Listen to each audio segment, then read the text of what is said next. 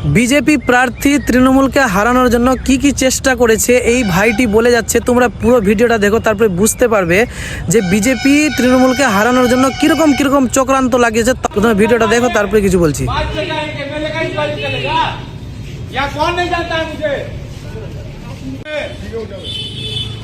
आप लोग देखिए ये सेंट्रल फोर्स का क्या हरकत हो रहा है यहाँ पे।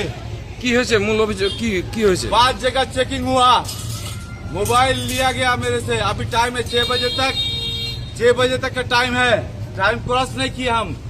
एक एमएलए को धुलिया में कौन नहीं जानता है हमको, बाइरन को। एक आदमी से पूछिए, एक वाई कैटेगरी का सिक्योरिटी चल रहा है मेरे साथ। एक आदमी के पूछिए, लूटमारी हो रहा है यहाँ पे, लूटमारी हो रहा है, लूट हो रहा है।